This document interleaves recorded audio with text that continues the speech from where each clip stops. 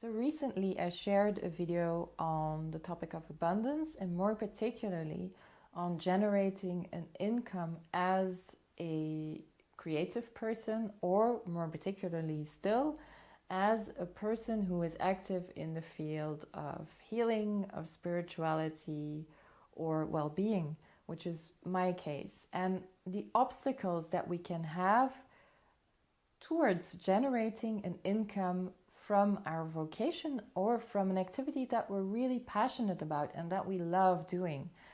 One of the main obstacles is that we hold this false belief through our education and the society that we grow up in, that an income or a salary should be generated by an activity as a compensation for doing an activity that we don't like doing.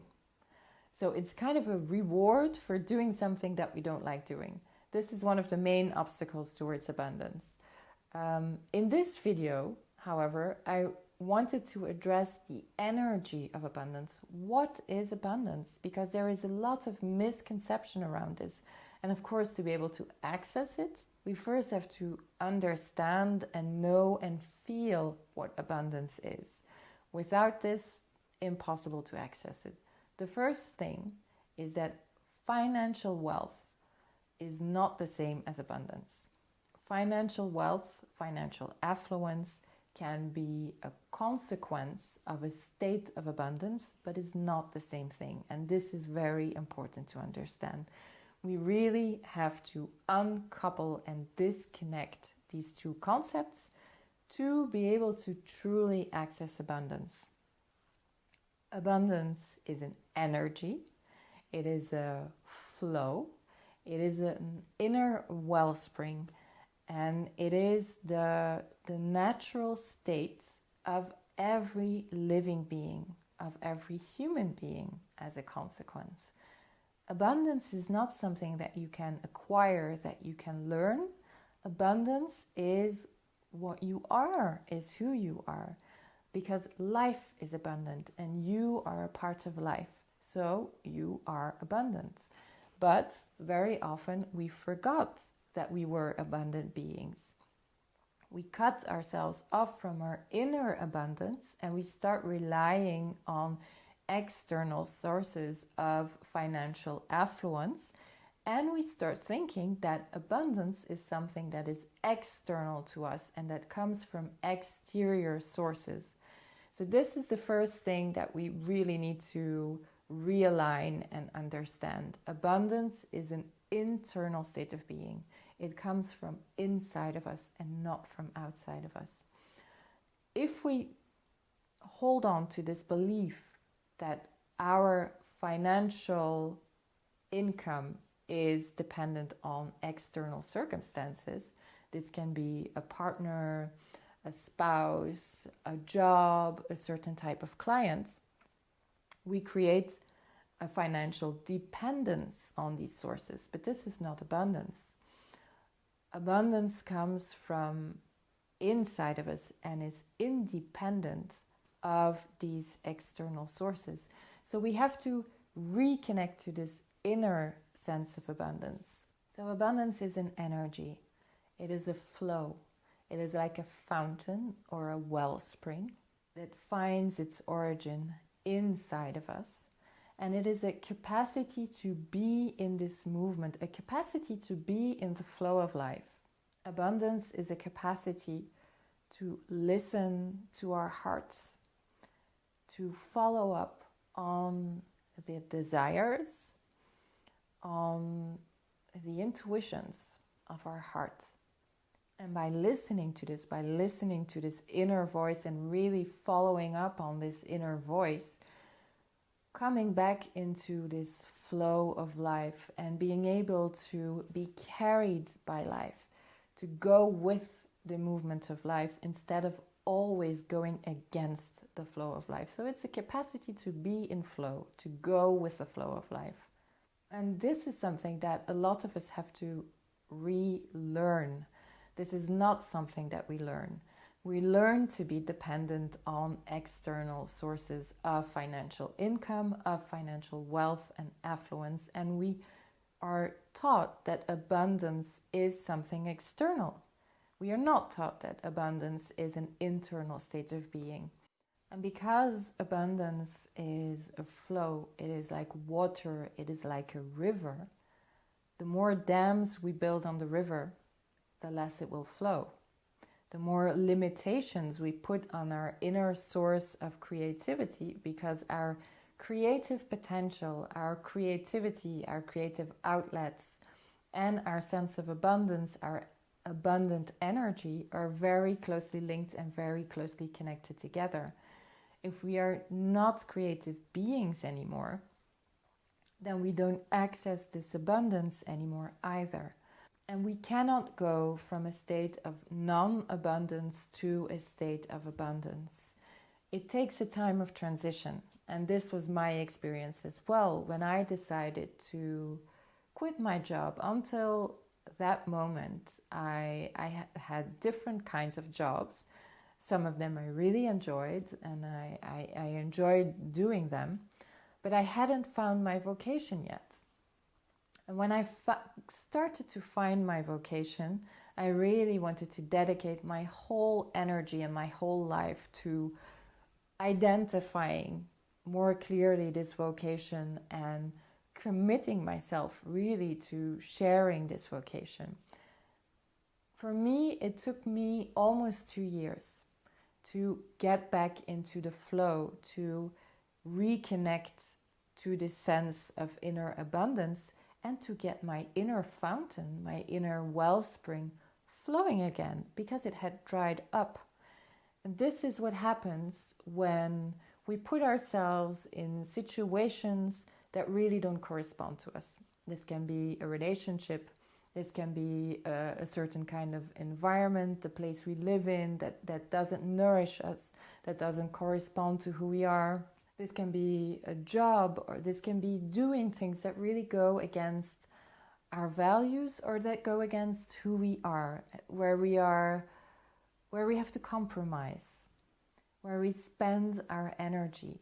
Because of course, when we do things that don't correspond to us, we spend a lot of our vital energy, and little by little, this reservoir of abundant energy inside of us, the level of energy will start to go down until there is very little or no energy left. If we have no energy, no resources left inside of us, we can't be creative and we cannot be abundant. So the first thing that we have to do is recreate this inner sense of abundance. So what is the kind of environment that will nourish us? How can we connect to more people that nourish us, that enrich our lives, that teach us something, that really nourish our inner sense of abundance? How can we do activities, be creative in a way that gives us joy, again, that nourishes us? We have to refill the inner reservoir before our fountain can start flowing again, and before we can go back into this inner state of abundance. And this is what I experienced. Little by little, over the course of these 2 years, these little inner pearls of creativity or wisdom would well up from this inner wellspring, would emerge inside of me and would want to be shared. And every time I felt one of these bubbles bubbling up inside of me, I shared what I wanted to share in a creative outlet, if it was in writing or in a teaching or in a sharing or whatever. I always listened and I always looked at these pearls of creative energy or inner wisdom that would emerge, and I would share them. And the more I shared, the more I paid attention to all these things that were emerging and welling up inside of me, the more this inner wellspring started flowing, until it went back into complete flow and abundance. And this is the state I am in today. I feel very abundant. I feel that I have so much creativity inside of me that one lifetime is not enough to express all the inner desires and the the inner creative forces inside of me. And I don't think I am an exception. I think this is the natural state of every human being, and you have this inside of you as well. So the question is, how will you get this inner wellspring circulating again? How can you put yourself in environments, situations, connect to people that nourish this inner sense of abundance?